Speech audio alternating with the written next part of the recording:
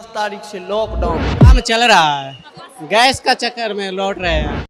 31 मार्च 2026 को शहर में प्रवासी मजदूरों के बड़े समूह रेलवे स्टेशन पर इकट्ठा होकर अपने गांवों की ओर वापस लौटने लगे थे, जहां एलपीजी की कमी ने उनके रोजमर्रा के जीवन को पूरी तरह प्रभावित कर दिया था।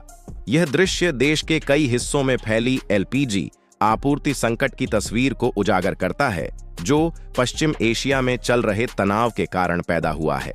इस मुद्दे पर आपकी क्या राय है? वीडियो को लाइक करें और कमेंट्स में अपने विचार जरूर शेयर करें, ताकि हम सब मिलकर इस स्थिति पर चर्चा कर सकें। एलपीजी संकट की शुरुआत मार्च 2026 की पहली तारीख के आसपास हुई, जब अमेरिका और इजराइल के साथ ईरान के संघर्ष ने हार्मुज जलडमरूमध्य को प्रभावित किया। भारत अपनी एलपीजी का करीब 60% आयात करता है और उसमें से 90% हिस्सा इसी जलडमरूमध्य से गुजरता है।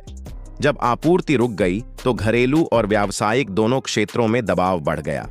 सरकार ने तुरंत कदम उठाए और 8 मार्च को रिफाइनरियों को निर्देश दिया कि वे एलपीजी उत्पादन को अधिकतम करें और सारा उत्पादन घरेलू उपयोग के लिए मोड़ दें। इसके बावजूद मार्च के मध्य तक गुजरात के मोरबी में 400 से अधिक सिरेमिक यूनिटों ने काम बंद कर दिया, क्योंकि व्यावसायिक एलपीजी की आपूर्ति ठप हो गई थी। सूरत के टेक्सटाइल उद्योग में भी यही स्थिति बनी, जहां कारखाने आंशिक रूप से बंद होने लगे और मजदूरों के पास खाना पकाने का साधन नहीं बचा। मुंबई में भी स्थिति गंभीर थी, जहां प्रवासी मजदूर 5 किलो के सिलेंडर को बाजार में 500 रुपये की जगह 1100 से 2000 रुपये तक में खरीदने को मजबूर हो रहे थे। 14.2 किलो वाले सिलेंडर की कीमत औपचारिक रूप से 900 रुपये के आसपास थी, लेकिन ब्लैक मार्केट में 3200 से 4000 रुपये तक पहुंच गई। होटल और रेस्टोरेंट मालिकों ने मेन्यू छोटा कर दिया। कुछ ने पूरियां और तले हुए व्यंजन बंद कर दिए, क्योंकि गैस की कमी से खर्च बढ़ गया था। तेलंगाना में भी सैकड़ों होटल बंद हो गए या कम क्षमता पर चलने लगे, जिससे वहां के प्रवासी कर्मचारियों की रोजी रोटी पर असर पड़ा। राजस्थान के अजमेर और जयपुर जैसे इलाकों में भी फैक्ट्रियां प्रभावित हुईं, जहां मार्बल और केमिकल उद्योगों ने उत्पादन घटा दिया। उत्तर प्रदेश में कुछ डिस्ट्रीब्यूटरों के खिलाफ एफआईआर दर्ज हुई, क्योंकि कालाबाजारी की शिकायतें आईं। सरकार ने लगातार आश्वासन दिया कि घरेलू एलपीजी की आपूर्ति बाधित नहीं है। पेट्रोलियम और प्राकृतिक गैस मंत्रालय ने कहा कि देश के पास 60 दिनों का स्टॉक उपलब्ध है और रिफाइनरियां पूरी क्षमता से चल रही हैं।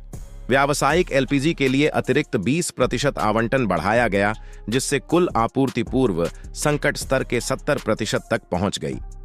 केंद्रीय गृह मंत्रालय ने सभी राज्यों को निर्देश दी कि वे एलपीजी प्लांटों की सुरक्षा बढ़ाएं, कालाबाजारी पर सख्ती करें और रोजाना आपूर्ति की निगरानी करें।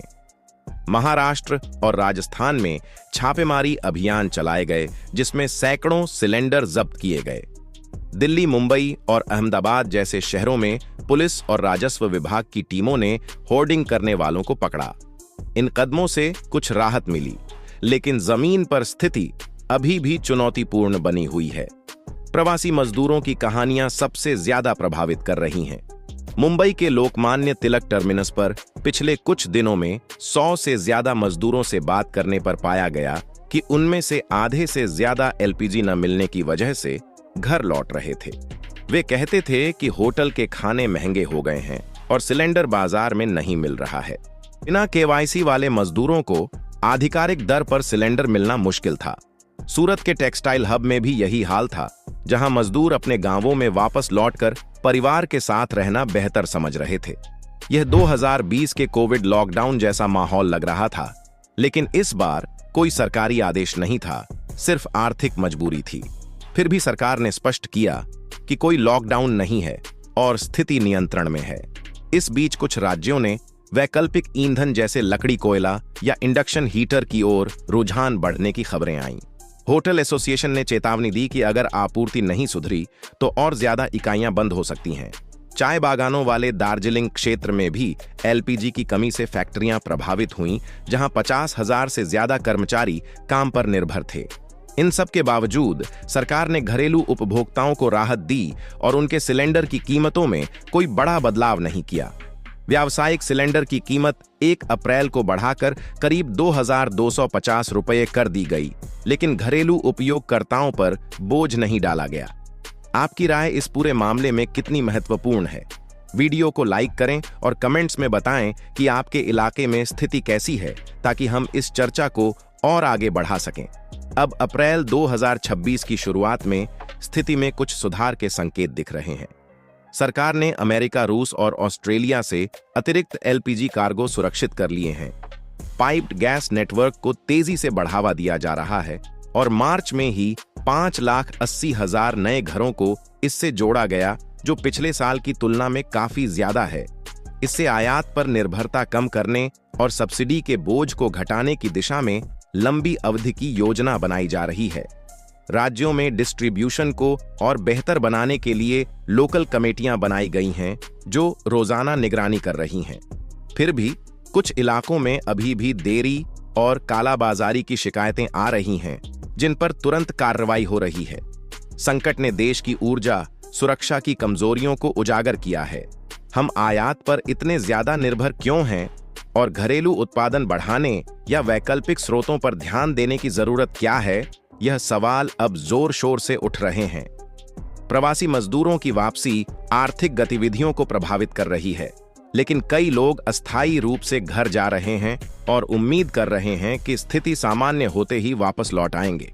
सरकार की तरफ से हेल्पलाइन और शिकायत निवारण व्यवस्था को मजबूत किया गया है, ताकि आम नागरिक अपनी समस्याएं आसानी से रख सकें। कुल मिलाकर यह संकट चुनौती भरा है, लेकिन साथ ही सुधार की दिशा में भी अवसर पैदा कर रहा है। जैसा कि हम आगे बढ़ रहे हैं, तो उम्मीद है कि सभी पक्ष मिलकर इस स्थिति को जल्द से जल्द सामान्य करेंगे। ऊर्जा आपूर्ति की स्थिरता हर नागरिक के जीवन का आधार है और इसे बनाए रखने के लिए निरंतर प्रयास जरूरी हैं। इस पूरे घटनाक्रम से हमें सबक लेते हुए भविष्य की तैयारी करनी चाहिए, ताकि ऐसी स्थिति दोबारा न आए। शांति और स्थिरता के साथ देश की प्रगति जारी रहे, यही कामना है।